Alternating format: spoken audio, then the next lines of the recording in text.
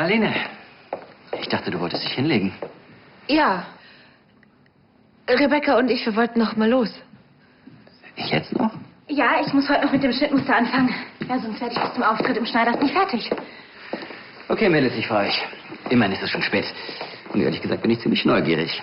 Du, ich wiederhole mich wirklich nur ungern, aber dabei hast du wirklich nichts verloren. Ja. Stell dir mal vor, stundenlange Diskussionen über die Verarbeitung der Stoffe, den richtigen Schnitt. Rüschen, ja oder nein? Ja, genau. Freu dich doch einfach über den Anblick, wenn ich mit deiner Freundin fertig bin. Okay. Dann lass dir nichts von ihr aufquatschen. Nachher singst du noch im Bikini. Obwohl ich nichts dagegen hätte.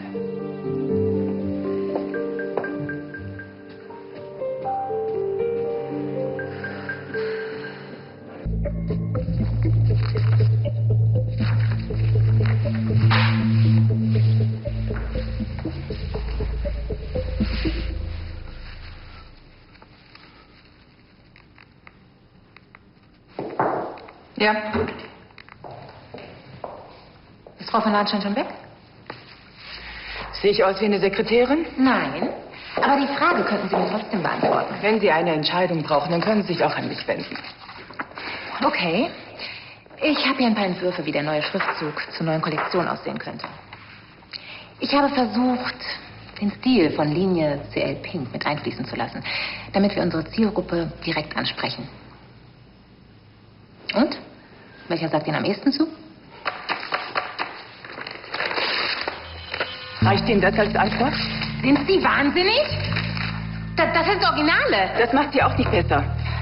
Ich weiß, dass Sie gerne Ihren eigenen Namen auf der Kollektion hätten. Aber der Name Wet Fantasy ist bereits an die Presse rausgegangen. Der Name ist völlig indiskutabel und jetzt raus hier.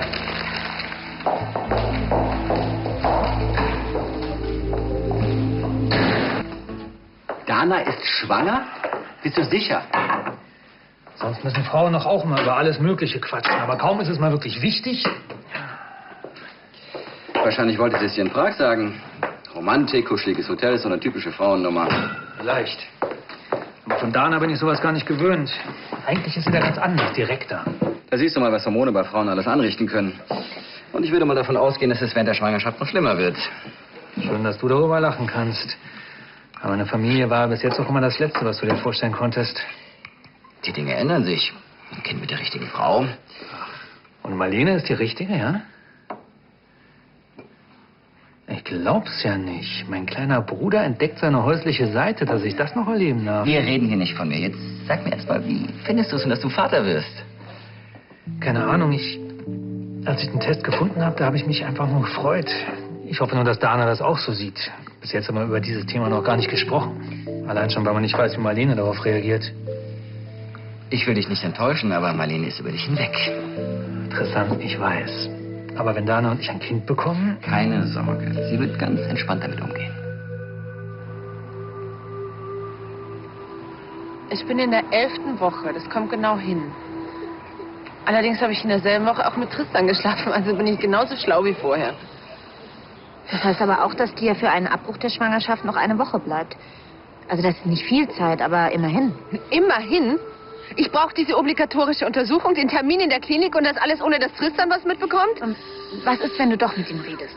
Ich meine, immerhin besteht ja auch die Möglichkeit, dass das macht mich wahnsinnig. Wieso kann man eine Vaterschaft nicht genau festlegen? Und wieso braucht man für alles eine komplizierte Untersuchung? Ich habe wirklich gedacht, diese Zeit der Ungewissheit wäre endlich vorbei. Wenn Sie alle Untersuchungen innerhalb der gesetzlichen Frist durchführen wollen, dann hätten Sie früher kommen müssen. Ja toll, hätte ich auch gerne getan, nur leider wusste ich auch nicht, dass ich schwanger bin. Rebecca, ich glaube, ich schaffe das nicht. Dieses Kind zu lieben, wenn Alexander der Vater ist. Als Sie dieses Ultraschallbild gemacht haben. Es hat sich angefühlt wie ein Fremdkörper. Ich liebe Tristan. Wirklich, aber wenn es von ihm wäre, dann hätte ich doch nicht solche Gefühle, oder? Ich glaube, du siehst das Ganze gerade ein bisschen zu emotional. Du kannst nicht wissen, wer der Vater ist. Du hast einfach riesengroßen Schiss, dass Alexander der Vater ist. Und das überschattet alle Gefühle für dieses Kind. Das ist auch ganz normal. Was steckt das wieder weg? Ich bitte, ich kann das nicht sehen. Egal, wer der Vater ist, Marlene. Du musst dich damit auseinandersetzen und wissen, was du tust. Was soll das, Rebecca? Willst du mir ein schlechtes Gewissen machen? Quatsch. Aber das ist eine schwerwiegende Entscheidung. Die beeinflusst dein ganzes Leben. Denk einfach mal drüber nach. Oder sprich mit deiner Therapeutin drüber. Ich gehe doch nicht zu meiner Therapeutin, damit sie mir eine Entscheidung abnimmt. Ich weiß ganz genau, was ich tue.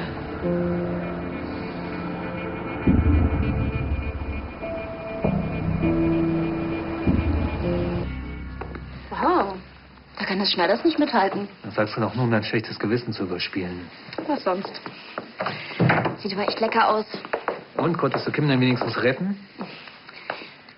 Sie hat sich eine Anti-Aging-Kur aufschwatzen lassen, weil man angeblich nie früh genug damit anfangen kann. Wahrscheinlich ist sie verliebt. Ja, das klingt schwer danach. Setz dich doch.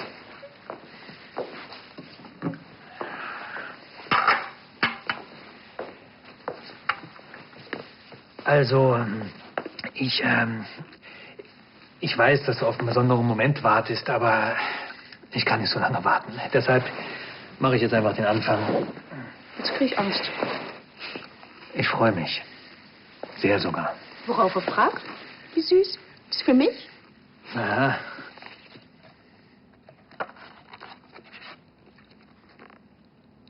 Ein Buch bei Vornamen. Ich hab doch schon einen. Mir gefällt Lena ganz gut.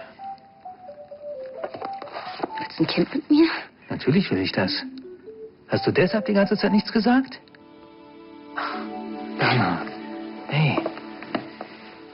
Ich weiß, wir sind noch nicht so lange zusammen und so weiter, aber wenn es nochmal passiert ist, ich könnte mich nicht mehr darüber freuen.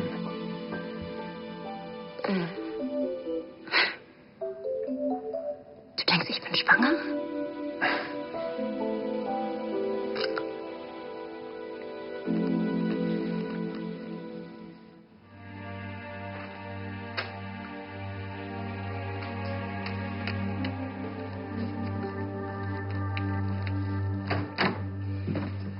Hey, du bist ja schon zurück.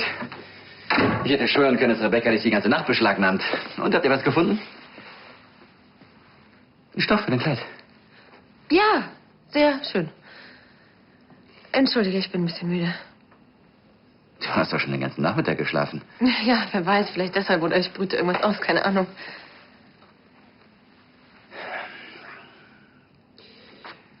Okay, ich vermute mal, du hast mit Dana gesprochen. Worüber? Über die Neuigkeiten? Was denn für Neuigkeiten? Dana und Hagen wollen nach Prag fahren. Ja, und? Es ist doch in Ordnung für dich, dass die beiden zusammen sind, oder? Ja, natürlich.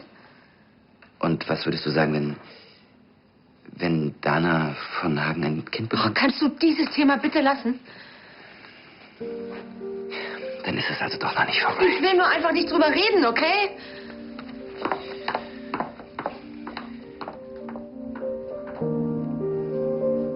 Klar.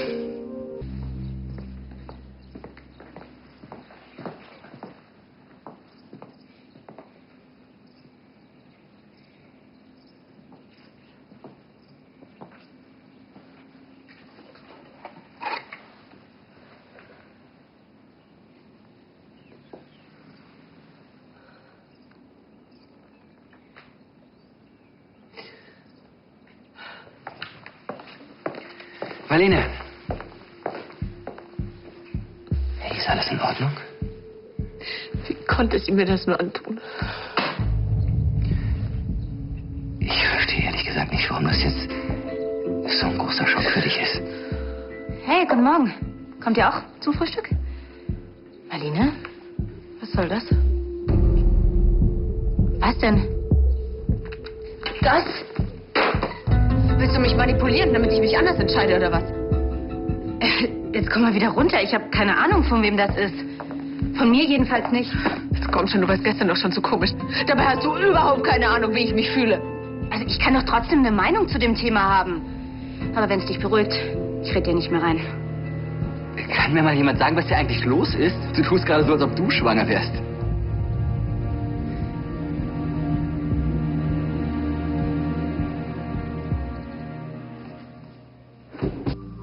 Entschuldigung, haben Sie eine Minute? Was gibt's denn?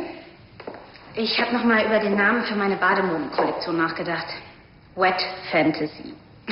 Tut mir leid, also das passt einfach nicht. Natürlich nicht. Der Name bleibt. Wer hat denn hier jetzt was zu sagen? Sie beide sind doch gleichberechtigt, oder etwa nicht? Sehe ich aus wie eine Angestellte? Leider hat die Presse schon über den Namen berichtet. Und was ist mit dem Handlungsspielraum, den Sie mir zugesichert haben? Im kreativen Bereich, nicht was das Marketing angeht. Clarissa, warum unterschreibst du den Übernahmevertrag nicht direkt? Dann hast du es hinter dir. Den unterschreibe ich erst in allerletzter Sekunde. Okay, wenn du dich dann besser fühlst. Viel besser. Ich habe keine Zeit. Wir wollen doch nur Ihr Go für ein paar Entwürfe. Spreche ich Chinesisch? Das dauert doch nicht lange. Werfen Sie einfach einen Blick drauf und sagen Sie, dass es okay ist. Ich habe sie diesmal in Folie eingeschweißt. Versuchen Sie also erst gar nicht, sie zu zerreißen. Frau von Lahnstein ist nicht im Haus, also verraten Sie uns einfach, welcher Entwurf Ihnen am besten gefällt. Da sind Sie bei mir in der falschen Adresse. Sie leiten mit Frau von Lahnstein die Firma. Sie haben genauso viel zu sagen. Als erstes würde ich erstmal diesen idiotischen Namen abschaffen. Wet Fantasy, bin ich ganz Ihrer Meinung. Aber Sie haben doch selbst gesagt, wir müssen uns damit abfinden. Wollen Sie Tanja jetzt in allen Bereichen das Feld überlassen? Von wollen kann keine Rede sein. Und wie ich schon sagte, ich habe keine Zeit.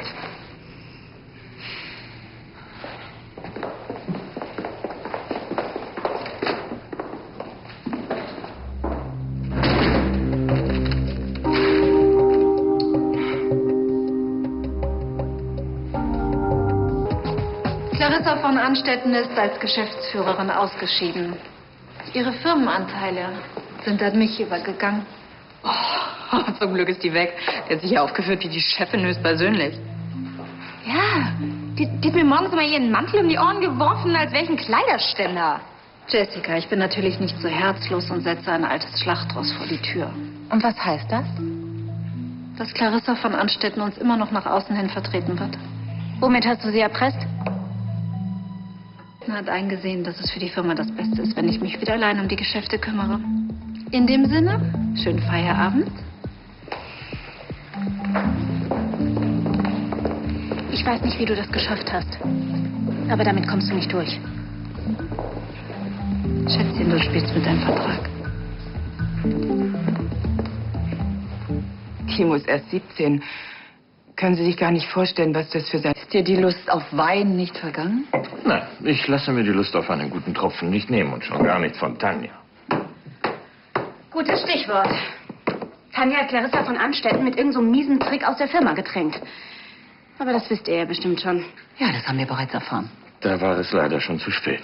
Tanja gehören jetzt 50% an der Firma. Sag mal, sollte das Gremium nicht eigentlich dafür sorgen, dass niemand mehr private Anteile an einem Unternehmen der Lahnstein-Gruppe hat? Damit alle nur noch im Sinne des Gemeinwohls handeln? In diesem Fall haben wir eine Ausnahme gemacht und Gräfin von Anstetten 50% der Anteile überschrieben für einen Gefallen, den sie uns tun wollte. Um Ansgar aus dem Gremium zu vertreiben, was auch nicht geklappt hat. Die einzige, die sich jetzt freut, ist Tanja. Herzlichen Glückwunsch. Es hätte funktionieren können. Ja, das würde ich an deiner Stelle jetzt auch behaupten. Aber eins sage ich dir, ich bin nicht zurückgekommen, um mich jeden Tag in der Firma mit Tanja herumzuärgern. Was Tanja angeht, hast du meine volle Rückendeckung. Hoffentlich. Sonst sitze ich nämlich ganz schnell im Flieger nach New York. Eigentlich mag ich die Italiener lieber, aber der tut's auch. Danke. Tanja hat sich